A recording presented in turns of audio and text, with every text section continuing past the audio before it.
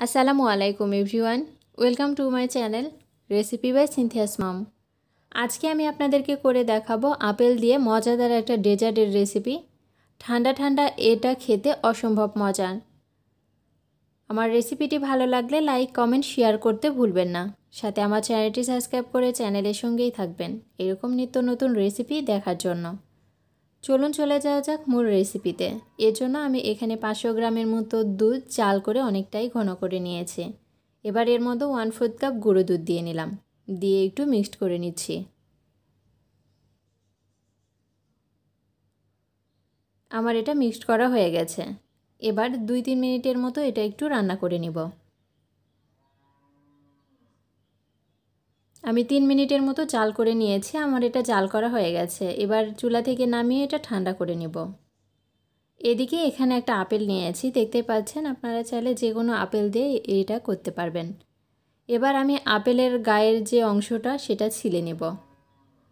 এজন্য এখানে একটা মিক্সিং বোল নিয়েছি। এবার এর উপর একটা গ্রেটার নিয়ে নিলাম আর ছিলে নেওয়া আপেলটা এভাবে গ্রেট করে নিচ্ছি। আমার পুরোটা আপেল গ্রেট করা হয়ে গেছে, দেখতেই পাচ্ছেন কেমন হয়েছে।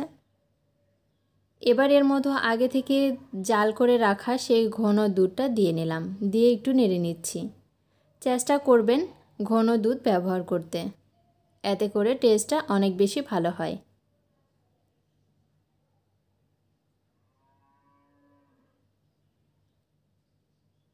এবার এর মধ্যে 2 চা চামচে কিছুটা কম হবে আইসিং সুগার দিয়ে নিলাম।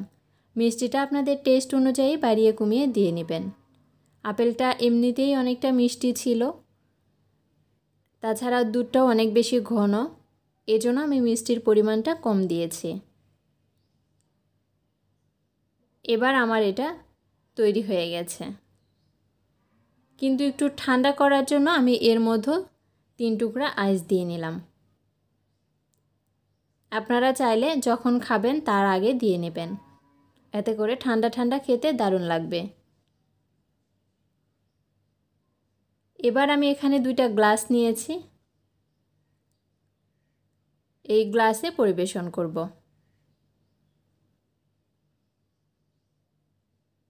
আমার গ্লাসে উঠিয়ে নেওয়া হয়ে গেছে।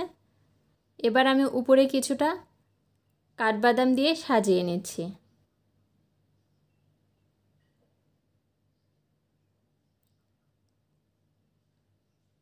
তৈরি হয়ে গেল আমার ভিন্ন স্বাদে আপেলের ডেজার্ট বা শরবতের রেসিপি। একবার হলেও বাসায় ট্রাই করে দেখবেন। আর আজকে এই পর্যন্তই, আবার দেখা হবে নতুন কোনো রেসিপি নিয়ে। সে পর্যন্ত সবাই ভালো থাকবেন, সুস্থ থাকবেন। আল্লাহ হাফেজ।